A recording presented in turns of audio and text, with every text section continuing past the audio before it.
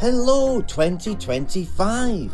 I had a few big milestones recently. My channel has hit 450,000 views and I passed 2,000 subscribers. Thank you so much to everyone who has given me their time and interest. It really means a lot. Makes it very fulfilling to know I'm not just talking to myself.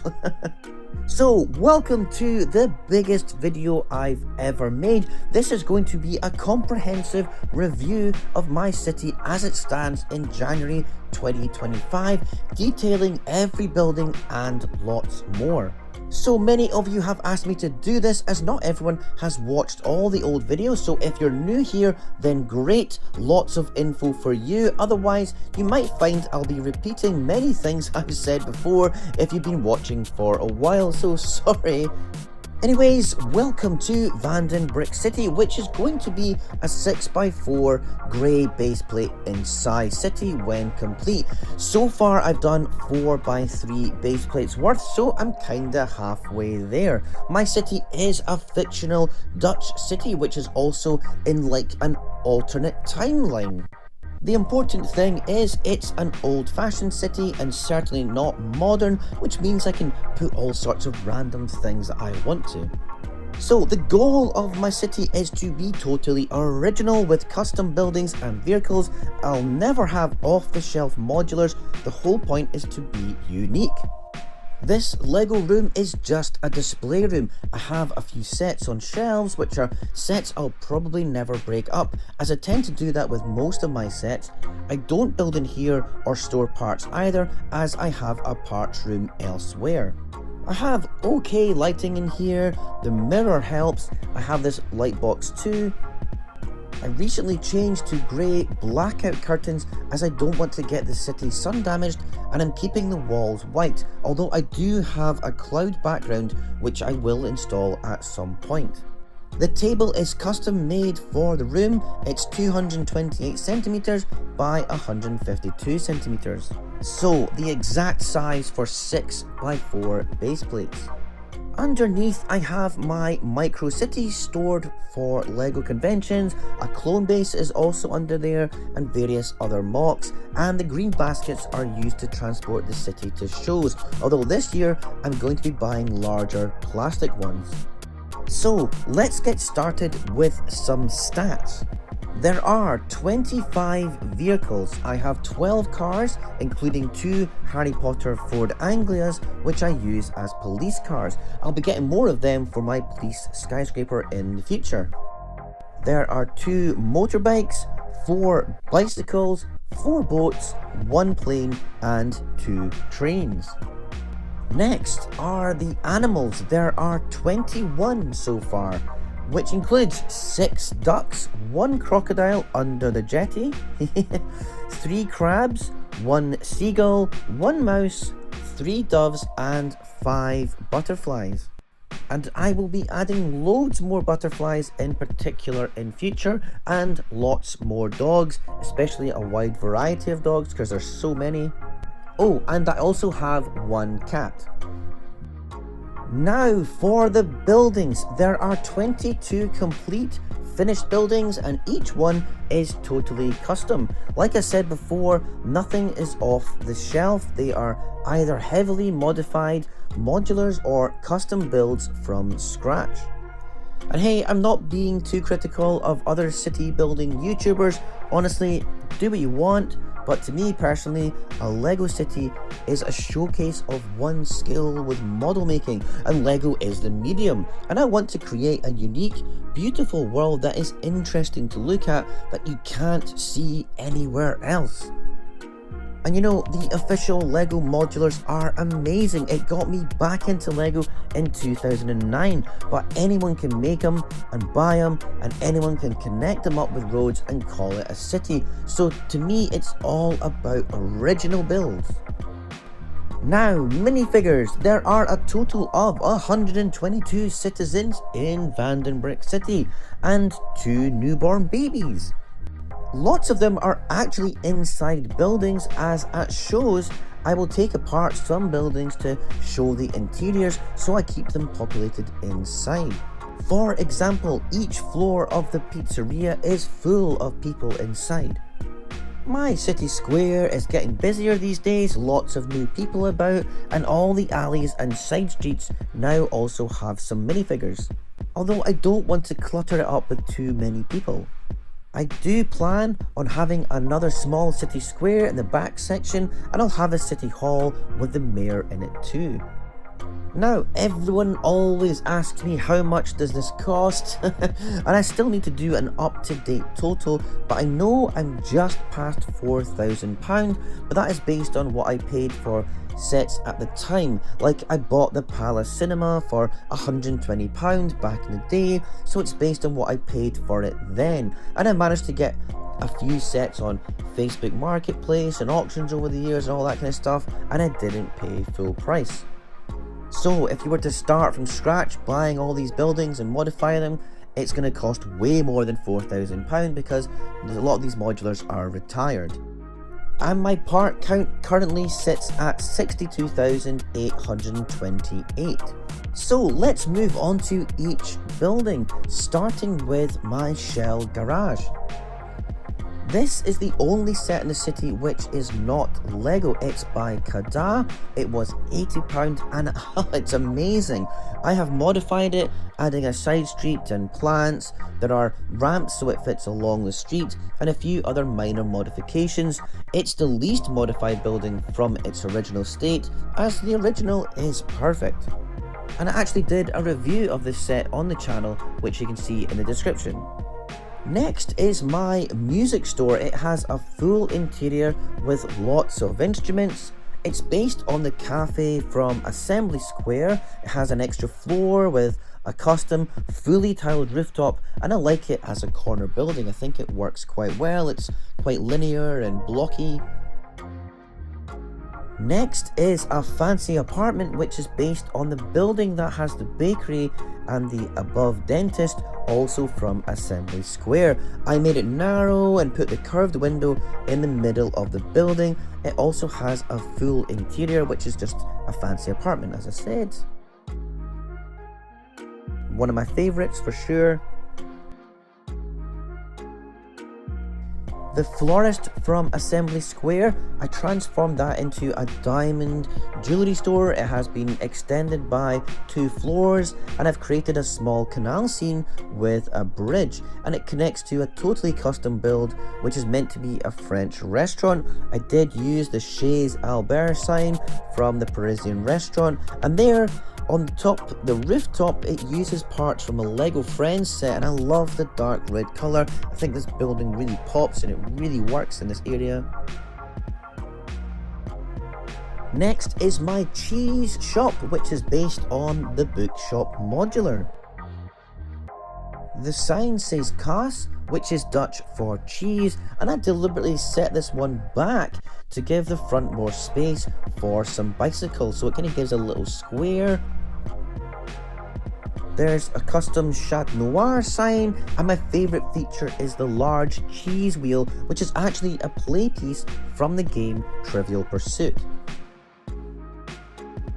If you're familiar with the bookshop Modular, you'll know there's another building, the teal coloured house. I love it, but it was too small, so I extended mine with an extra floor, quite a big floor, and I changed a lot of other things on the exterior too.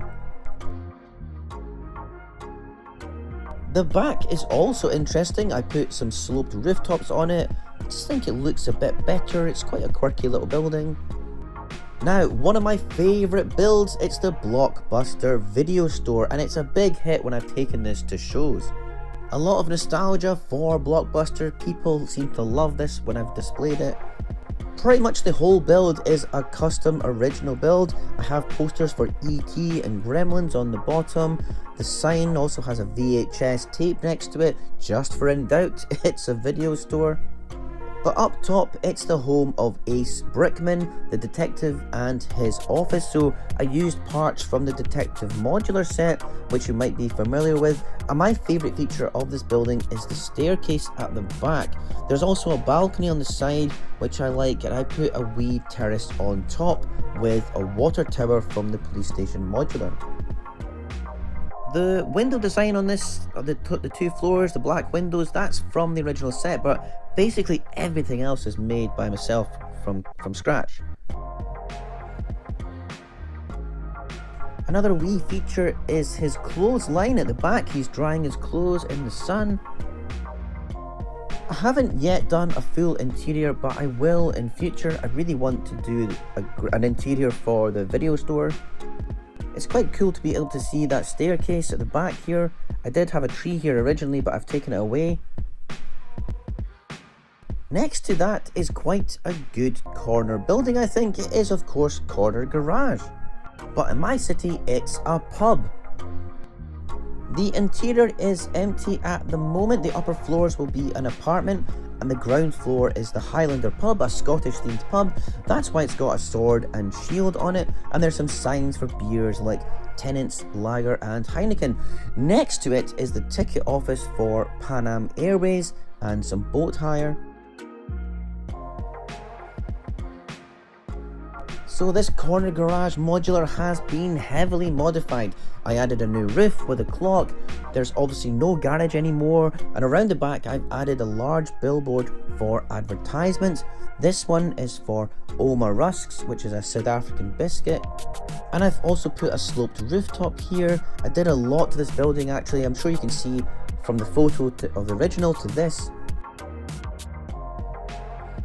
At the front, I created a jetty for the seaplane. This took ages to build, but I really like it. And it is a simpler time for air travel. They're just boarding now, ticket in hand. The plane is a custom build, and I'll cover it in a future video, but it's meant to be a 1930s, 1940s seaplane. And the plane is a Pan Am Airlines one, and in the next part of my city I will have a Pan Am skyscraper. I put Shell and Octane fuel tanks here. I'd say this is one of my favourite parts of the city. I just love the look of the water. Having the canal is a million times better than having a big road through the city. Of course, I do have roads, but I don't want them to take over a lot of the space of the city. Now this bridge is from Ninjago City. It's modified, and you might notice the blue sign there. There's also signs like that dotted around the city. They are Dutch style street signs, and this one says Princess Lieselbrug, named after my daughter. Princess Leia and Han are tourists today. The city square is called Voortrekkerplein, and it has a monument to the Voortrekkers, who are our ancestors. The wagon is a reference to them. They used wagons like that in the Great Trek of the 1840s in South Africa. The fountain uses parts from the Botanical Friends set. Those patterned green tiles are not Lego, they're all from AliExpress, and I absolutely love them.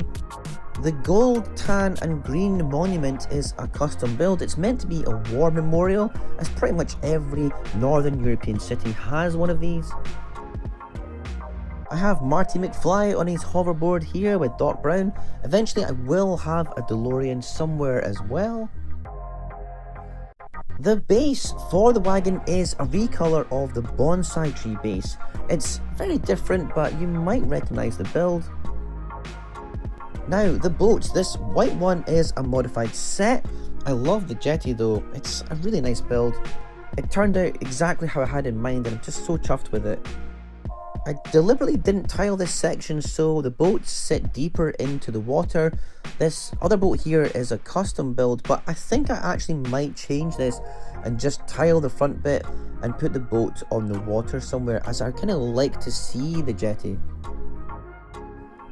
The diver is my dad. He was a deep sea diver, so very fitting he's here. At the end of this bit of canal is the consulate for the Suid-Afrikaanse Republic. It is of course the police station modular originally, but I've totally transformed it and it has a full interior, and it's probably the best interior I've ever done for any of my modulars. I always wanted to have like an embassy or consulate in my city, and this building fit the bill. It's quite imposing, and I love the rooftop. I made it more Dutch looking and curved, and to me it really stands out.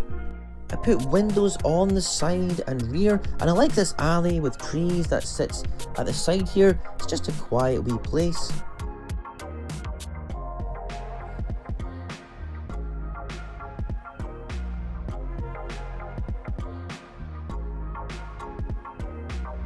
Attached to the side of the consulate is the Chinese restaurant. It is based on the 2024 New Year set Family Reunion, and it's heavily modified. I made it smaller to fit on the base plate, and there's also a path that runs along the side.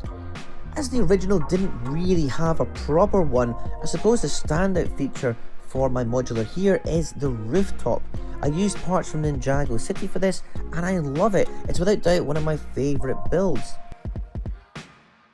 I think the black rooftop just looks fantastic, especially with the red lanterns.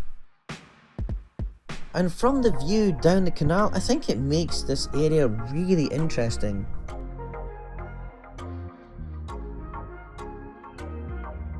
Over on the other side, on the corner, is the pizzeria. It is based on the Palace Cinema Modular, and I have heavily modified it with lots of red, green and whites of the Italian flag, and there's lots going on outside but also inside, as this has a full interior also. My favourite bit is the family sitting on the outside area, just sitting watching the boats go by. The back of the building is very plain, but I will be putting a billboard on here. Next to it is a newsagent and apartment which uses a few parts from the tiny green building which is part of the police station modular, although pretty much all of this is custom. The ground floor has a full interior with a little newsagent shop and lots of newspapers, but the rest of the floors are empty. Next to it is one of my favourite builds. It's Al's Fish Shop. This is based on Al's barbershop, which was part of the Detective Modular. But my big feature is the sign that says fish. It took me 2 hours just to build that and try and figure it out. But I think it looks pretty cool. It's a simple interior, but I really like having the crabs and the lobsters on display. And right next door, another custom build. It's the donut shop, which has very few parts from the police station modular, really just a ground floor bit with the donut shop. I made a fully detailed ground floor, as does its neighbour, which also has a fully detailed ground floor, the laundrette, soap and suds. They both have nice ornate rooftops, and for the laundrette I added a big billboard sign to the front, which of course was originally on the police station modular on the side. And the more I look at it, I think this street here is the best in the city so far. In the middle is another custom build. It's meant to be an apartment, and there's a big staircase through it to the other side, and the Joker is on the stairs. It is of course a reference to the Joker movie. And it's been fun trying to find new ways of making Dutch style ornate rooftops with all the curves and different colours. A nice bit of variety in this area of the city. And its next door neighbour, the pink building, that has a really standout feature of course with the rooftop, and it belongs to my branch of Pandora Jewelers. I really enjoy the challenge of making this building. It's so narrow and all the ornate little features, and particularly I really like the rooftop with the sand green. Can we see the Joker? Not great light today. Anyway, around the back will be a bridge like this to the other part of the city. Pandora has a full interior on the ground floor, as does its neighbour, which is the bakery, and it's quite a big building. Well, compared to the others in this bit of the street. Pretty much all of it is custom except the front facade. The facade and the front window design is from the modular diner set. The ground floor features a very fancy bakery with unique tiles on the street. I got them from AliExpress as well, and I wish I could show you, but the interior of the bakery is really good. Well, I think so. This building still has a gap on the right side which I need to fill in at some point. Yeah, I really like this building. Next is my bookshop, which is based on Sanctum Sanctorum. I have modified it a lot. The rooftop has been extended and I added this very Tim Burton-esque rooftop with a large chimney. I've made this look much more pleasant and less run down. Changed the corner section, taken the door away. I've added a sign at the front, it's the Birch Books sign. Although I think in hindsight I should really make this a public library. I like the street bit here, looks nice and clean. The back is very different as well, nice and clean too. This alleyway needs work once the railway is down. Ah man, it's hard to film because of its position, but this is my funeral home, based on the Parisian restaurant Modular. Just can't get a good shot of it. I'll try around here. It also has a full interior, and the hearse is a modified Ecto-1 from Ghostbusters. This road goes to nowhere, and this is the boundary to what is complete and then the next part of the city. The brick bank will become the train station along here. Lots of work to do. I'm currently waiting on parts for the railway to start all this area. So, Vanden Brick City, I think it looks pretty good. The more time I spend looking at it, it really does fill me with a great sense of fulfillment. It's really nice. I still need to add electricity pylons and streetlights too, and I want to make it as unique as possible, so probably going to make quite fancy streetlights. And I will be putting electric pylons, brown wooden ones, and using either fishing wire or string to attach to buildings and make it look realistic. Otherwise, this is mostly finished, this area.